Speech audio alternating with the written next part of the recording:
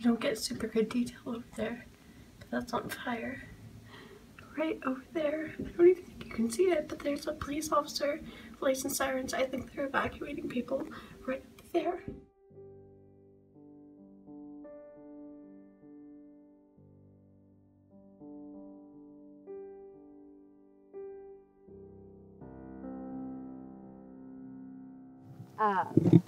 So went to about here. No, yeah, here. And then here would have been a fireplace. Right now we had an open floor concept plan, so it kind of would merge into the living room, which was right about here. And then my name is Macy Schmidt. And how long have you lived at this property? I lived here for almost 10 years to the date. We were a few days over when the house, burned. On December 4th, 2017, the Thomas Fire ignited and traveled throughout Ventura County, devouring everything in its path. A long drought, combined with high-intensity Santa Ana winds, and then a spark from a faulty electrical pole in Santa Paula, and in its time quickly grew to be the largest fire in California history. The fire scorched over 280,000 acres and over 1,000 buildings. 2 direct fatalities were caused by the fire, as well as 21 in the months to follow due to a devastating mudslide containing ash and debris from the fire. We believe our house burned about 4, and I believe I saw it about somewhere between 10 and 2 the next day, and it was completely collapsed down to the ground, but the garage was still on fire. You could see all these hot spots. There was smoke everywhere. And then this would be my room right here. That post to here and kind of box from how I was. My room is still on fire, which was hard to see. I don't know how to quite describe it. It was just kind of like, I felt like something kind of invaded my house a little bit. My mom comes downstairs and she's like, I don't know how to reenact the urgency in her voice, but like I knew something was wrong. So immediately I was just like, I gotta go by, and like hung up.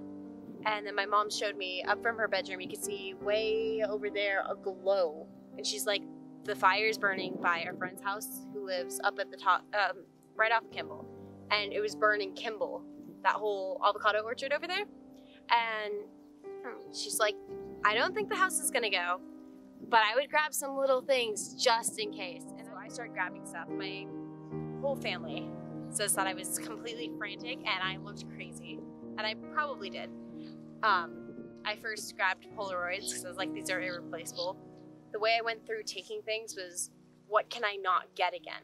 So I had things sitting out that I like had my fingers on that I was like, I know where this is in Target, or I know where this is in this store. So I didn't bother grabbing those. I was grabbing more like, this is things that I have for my dead grandpa that I will never be able to replace, sort of deal. And I got more frantic and things get a little fuzzy for me about the time when I started throwing stuff in my car. Sometimes it's hard for me to remember what I grab, and I try, and I know how to figure that out by more like what were things that meant stuff to me that I didn't grab. And I try not to think of that because I try to be grateful for what I do have, because I know that there are people out there that don't have nearly as much as I got, or even if I was the person with the least amount of stuff, I'm grateful for even having something from it. I grabbed out all my boyfriend's clothes. I didn't walk out with very many of my own. I packed underwear because I didn't want to be miserable. I kept all my like really important things and heirlooms in one spot of my closet. So I walked out with most of my important things. And then I had a bag of camera stuff, and I had like car chargers and different stuff separately that are gone now. And I grabbed that bag. I also, for whatever reason, didn't grab like any shoes except for the ones I put on, but I'm a runner and those things mean a lot to me. So I grabbed every single old pair of running shoes I have and threw them in my car for whatever reason. I don't wear them. I don't do anything with them, but I was freaking out, so I grabbed those and then all my old medals. And then I went and helped my brother and sister. And so I was grabbing my brother's school bag because I was like, this is important. Found my sister's school bag, threw that in my mom's car. I was helping my sister take down her Polaroids and different pictures. And then my brother, I was like, we waited to wake him up until like 30 minutes before we left because we knew he would have school the next day. We felt he was too young to be able to handle not getting a lot of sleep. So I tried to help wake him up. I took him and found him a snack in the fridge, which I was worried about leaving open for too long because I was worried the food would spoil, ironically. But I grabbed those things for me, and then pretty much I filled up my car with other things I was finding around the house. My brother was super sad one day, or the day after the fire. He's like, I don't have my books. I don't have my book. I can't find it. And he was freaking out. He's like, it was in my school bag, and he was crying. And like, I pulled it out of my car, and like, I will never forget the look on it. Oh, crap. I said I wasn't gonna tear up. I'll never forget the look on his face when I pulled it out, and he's like, how did you get this? I saw it when we left, and I was like, it wasn't there. I took it.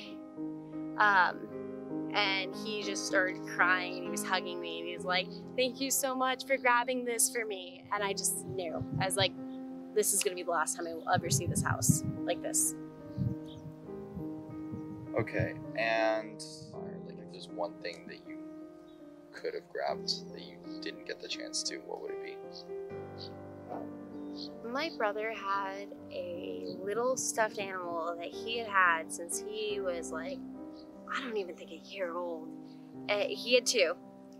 We have one, but we don't have the other.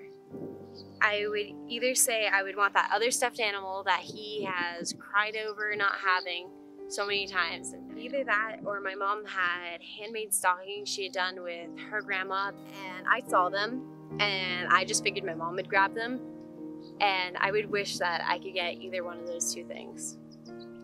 What kind of methods did you implement in order to cope with the fire?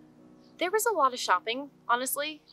When you lose a lot of your things and you walk out, and I walked out without like a toothbrush or any of that stuff, it becomes a lot of like, oh, I need this. Like, I don't have this anymore. So a lot of shopping for me. And then also a lot of it, like I kind of threw myself into, I was working retail, so kind of throwing myself into working more and more and more there because I wouldn't be at home where everyone was just talking about the fire. And, you know, there's nothing wrong with that, obviously, but I couldn't be around it so much. Something I also did is I would keep coming up here. For the first month, I was up here almost every night or some point in the day. Like, I wouldn't feel like I had a day without coming home. And, like, it was weird. For a while, I would come and just sit, like, on the street in my car because our driveway had shattered glass all through it. I would just sit there. Or I would get out and I would sit on the porch steps with like all this rubble and stuff around me. I would just sit there forever. It was kind of my coping mechanism a little bit. Like I didn't feel like anywhere else was home. And even though it was toxic and it was bad for me, I didn't feel home anywhere else. And how do you cope after it? The Thomas fire reaped havoc across our county. It left no one unaffected by it. Our community took a nasty blow that day.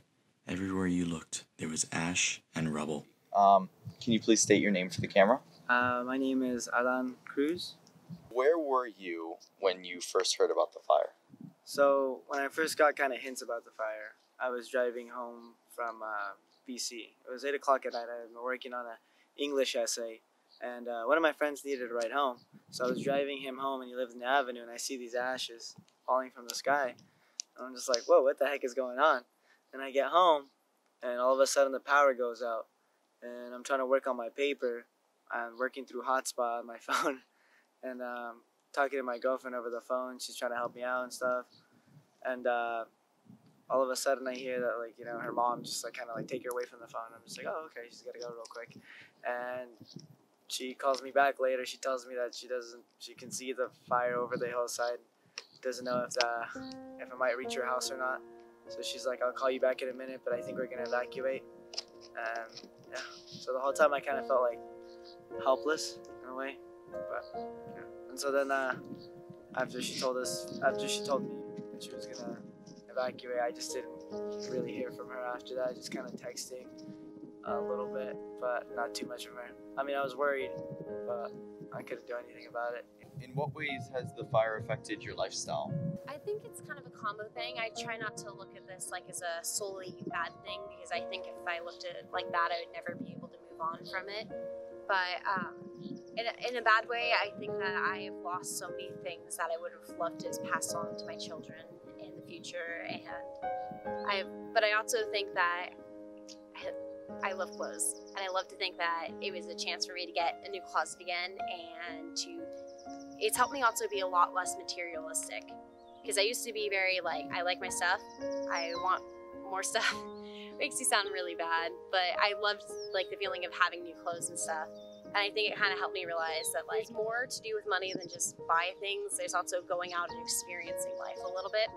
But it also has like given me like a sense of insecurity, and I always feel like there's a chance like it could go. And I always have stuff packed in my room. I have a camera bag that I keep with everything in it just in case.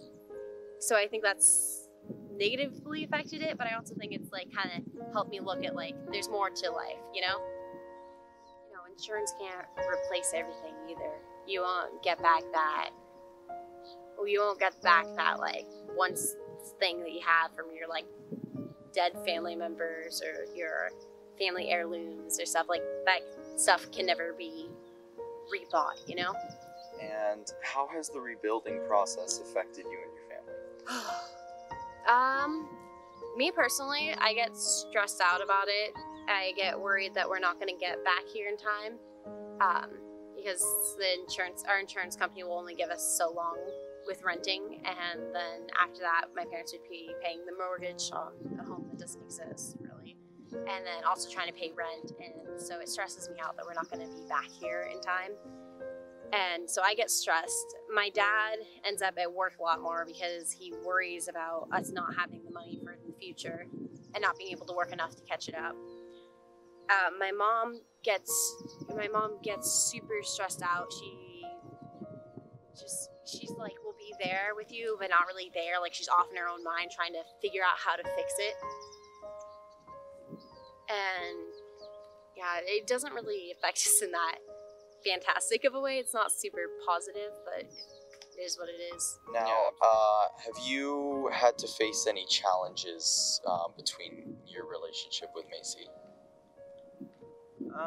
Challenges, not so much. I would consider them maybe like little stepping stones. I don't necessarily think of them as challenges. I mean, they're not problems at all.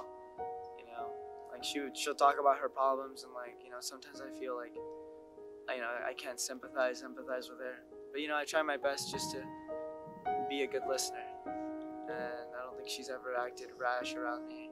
You know, everything's been pretty logical. And another thing is, like, you know, I would hear about like her nightmares and stuff, and I would hear other people have, like, you know, having nightmares. I'm like, I mean, they still haven't like disappeared today. You know, like 2 weeks ago, like she called me up at like 1 in the morning. She's like, honey, I miss my home. And you know, I'm just like, it's okay, like I can talk, like I don't mind. Like, I mean, I'd rather you tell me than keep this from me. I think this is very good what you're doing. And I don't think it's at all a burden on me. I think, in fact, it's a pleasure for me to even be helpful to her. How do you feel seeing the rest of society moving on since the disaster? Well, I mean, a lot of people, like, just like 2 miles down, a mile down, like, it's like completely forgotten. You know, people don't even cross over to the mountains anymore. Like the botanical gardens, nobody even like really talks about going to the cross anymore.